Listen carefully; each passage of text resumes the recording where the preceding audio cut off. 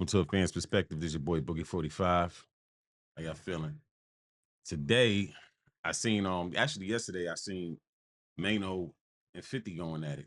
Well, 50 going at MAINO, right? So I'm gonna show you where it come from. I'm gonna get my thoughts on it after.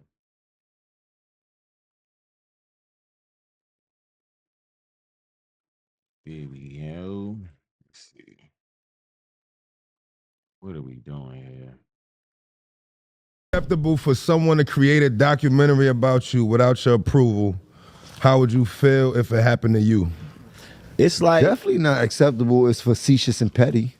First of all, they want somebody doing a documentary about you. You want it to be a dope documentary. gotta be dope. Showing who you are, what you've done, Put out no bullshit everything you've on me. accomplished. Like, a documentary is a big thing. Like, you don't want nobody doing a documentary about like trying to just make your whole character look weak. Like, that's petty behavior. And I want to know the company that did it so we could talk, you know what I mean? Because if it's on me, I need, you know what I mean? I don't understand Right. why that's like legal to do though. I don't crazy. think like I without need a anybody couple- I like need a if you're couple doing a hours. documentary, if I'm doing a documentary on you, why wouldn't you want the person involved to It's not interact? really a documentary. It's more like a It seemed like if- mockumentary. yeah. You know what I mean? It seemed like when you don't use the person, it's more like you're against them anyway. So when you that's doing why I shit don't like think that, it should be. how can But it even be called a story that ill, documentary? you can you can do something Because with once it. you- They Like, story why that is it ill. called a documentary when it's not?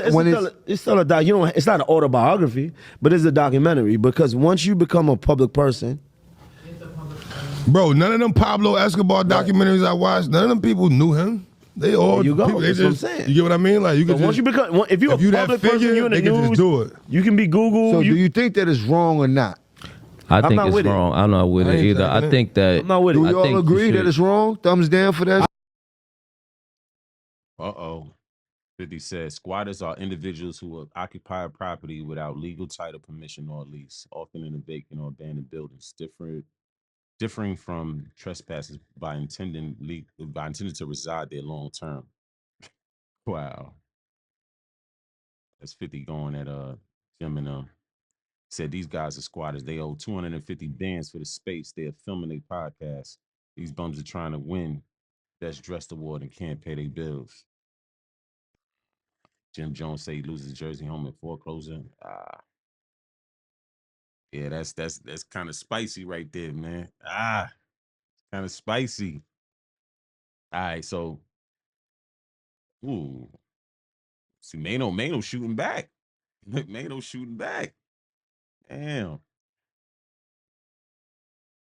Mano shooting back. Hey man, we all got a sense of humor, man, at the end of the day. You feel me? We all got a sense of humor.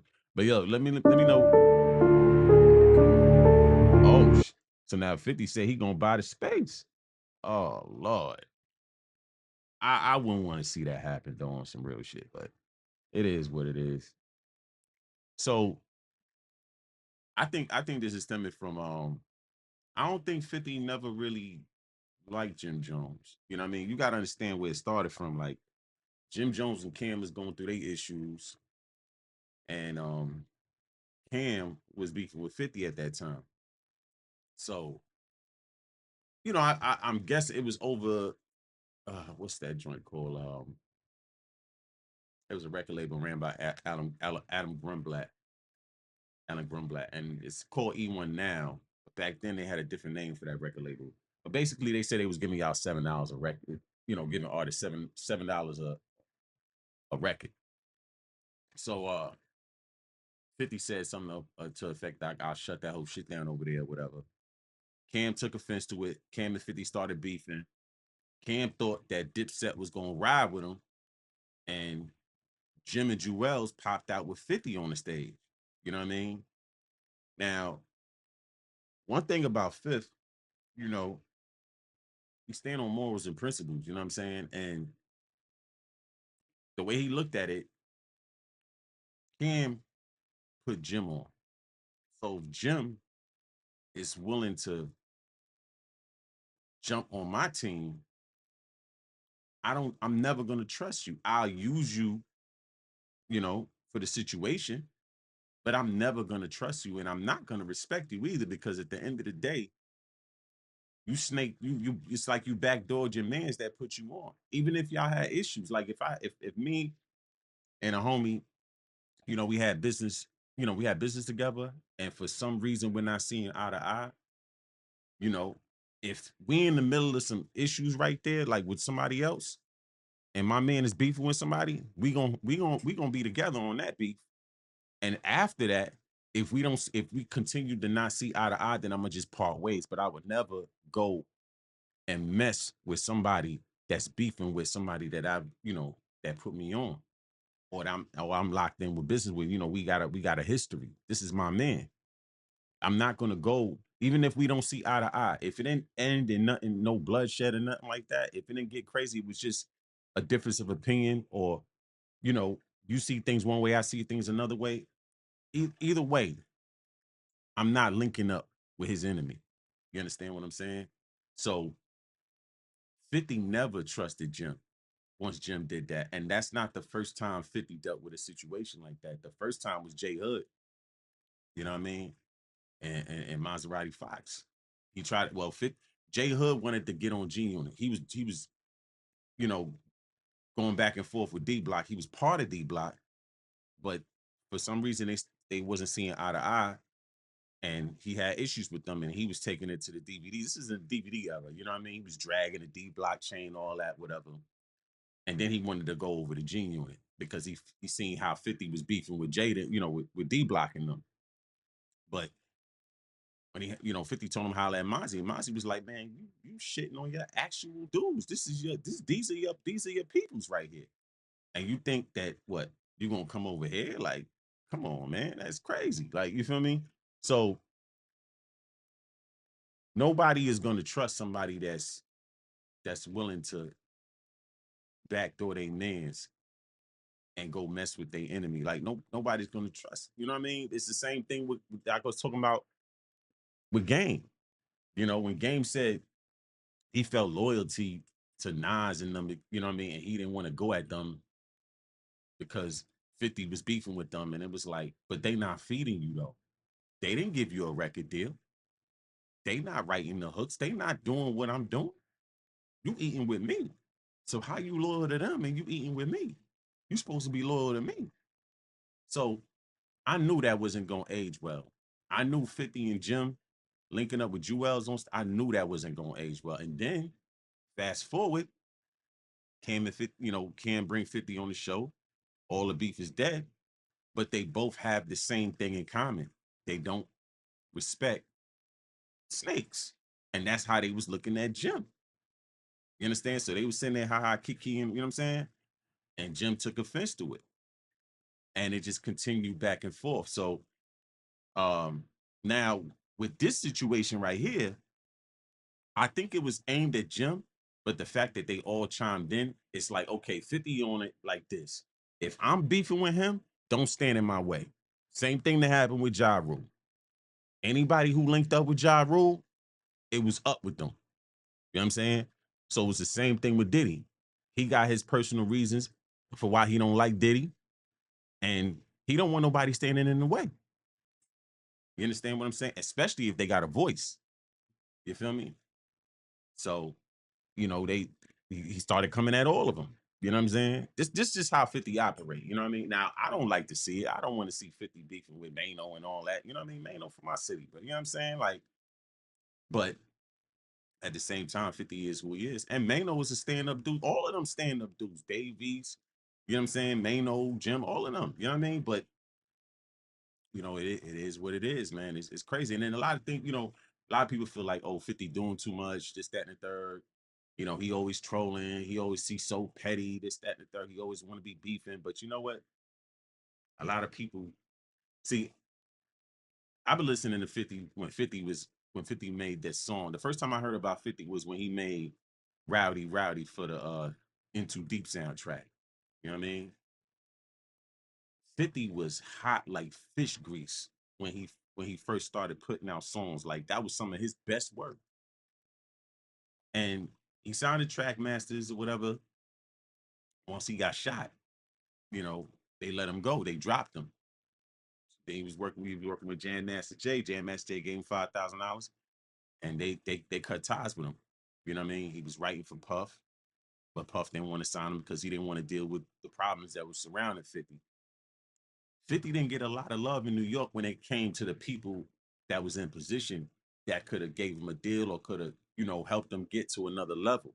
He wasn't getting a lot of love. 50 really, he really got attraction down south. Now the streets, you know what I'm saying, in New York, they love 50 music. You know what I'm saying?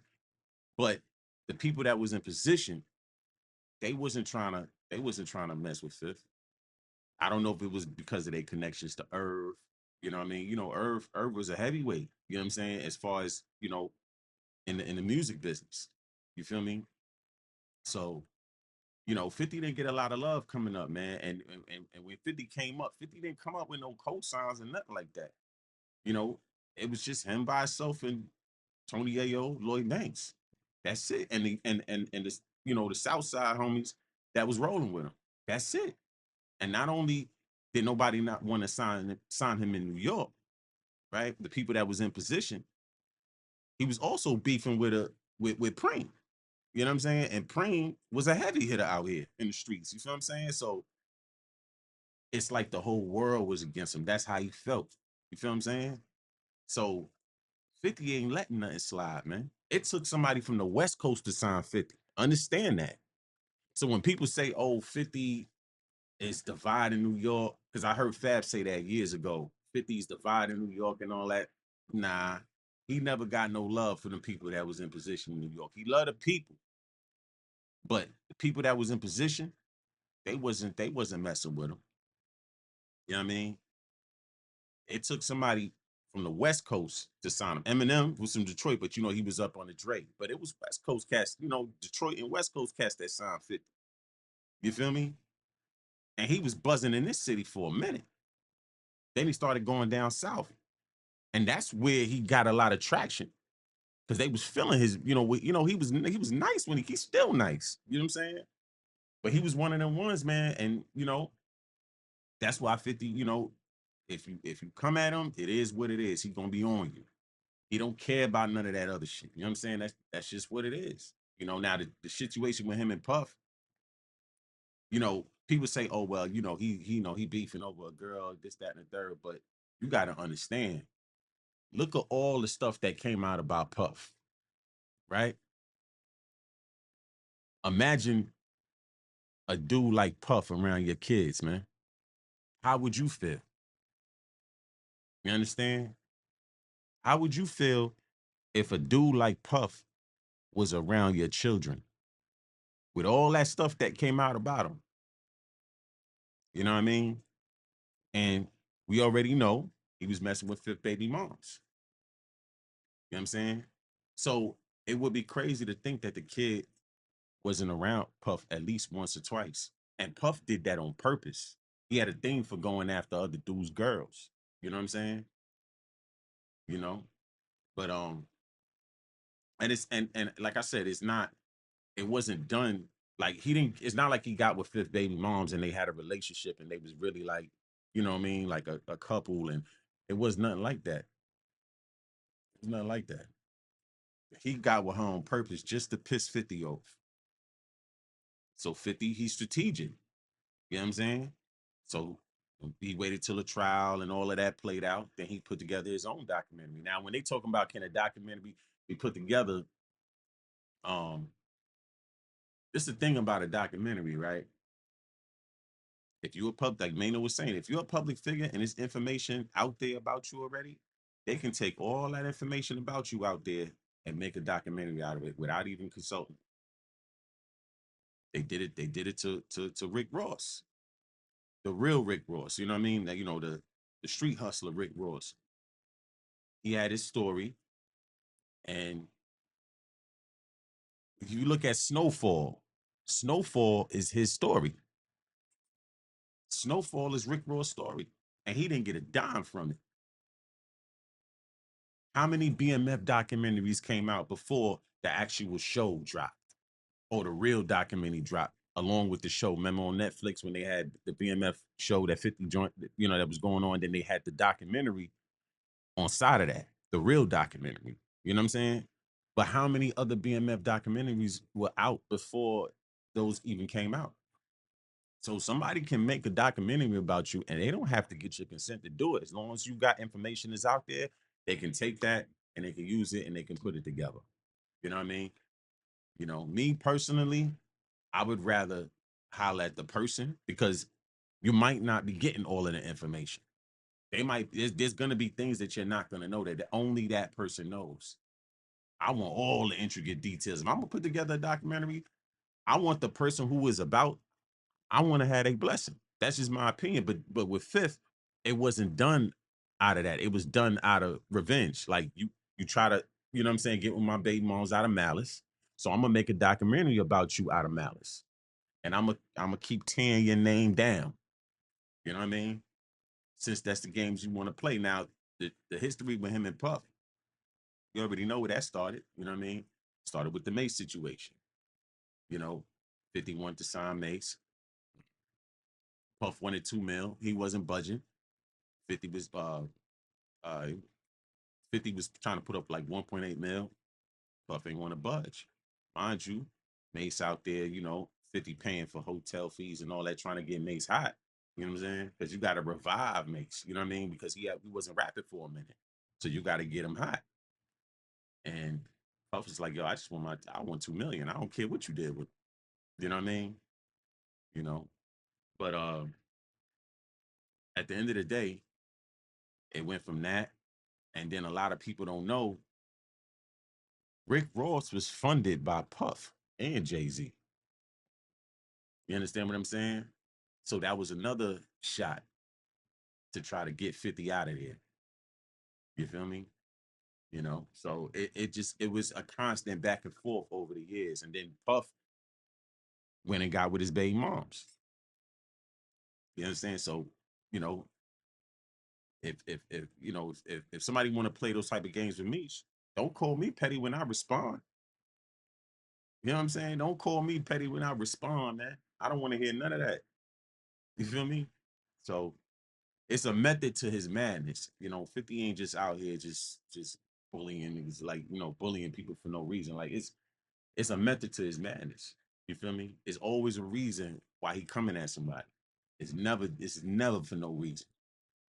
You know what I mean? So oh, it is what it is. But like I said, man,